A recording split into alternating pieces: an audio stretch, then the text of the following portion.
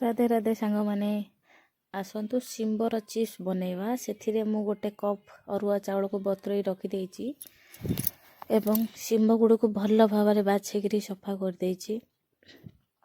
तापर आम अल्प गोटे बाउल अल्प पानी देकर शिंब को सीझापी बसईदबा ता भी पुणी 2 ରୁ 4 मिनट अल्प टिके लुण देके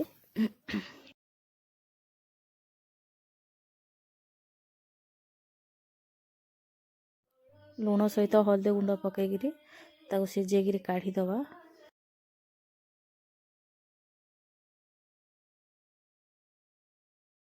एपटे मु बतुरई अरुआ चाउल सहित अदा रसुण जीरा को पकईकरी ग्राइंडर करदबा।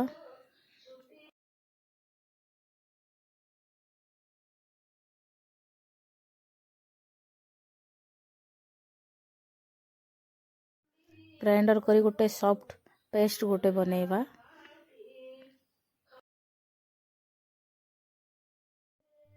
से पेस्ट रे अल्प टिके हळदी गुंड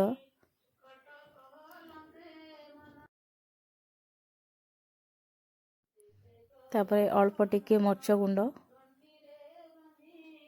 आपण चाहिए मर्च को भी काटिकी पकई पारे ता सहित अल्प टिके लुण देगिरी ता सहित आमे मु एठी नेची मीट मसला आपण जो भी मसला रखिछन्ती ताको व्यवहार करि पारिबे। मु एठी मोर मीट मसला नेची आमे भलो से गोलेबा जेमिति कि सबु मसला एवं सेथिरे अल्प टिके पानी देगिरी आमे गोटे एमिति बेटर गोटे बनै दबा।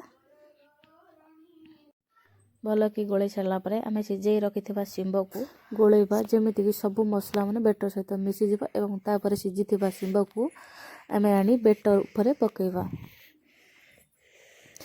एवं से अल्प टिके पैन बसी अल्प टिके तेल भल भाव गोले सारा पर आम जो सीझे रखिथिबा मसला उपरे तेल हल्का गरम हो सारा पर सीझिथिबा शिंब को आनी आम बेटर उपरे रखिबा।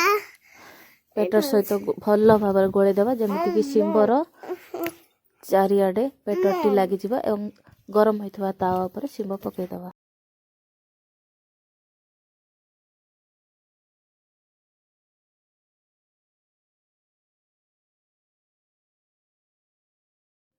ताकू भल भाव सेट कर दबा पैन रे।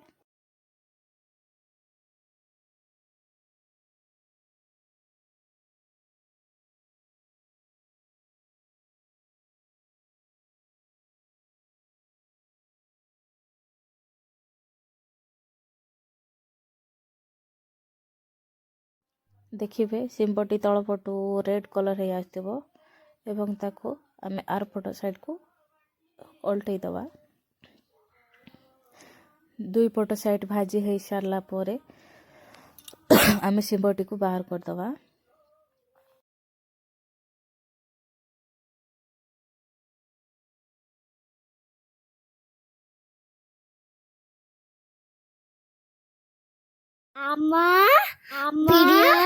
वीडियो सब्सक्राइब करंतु।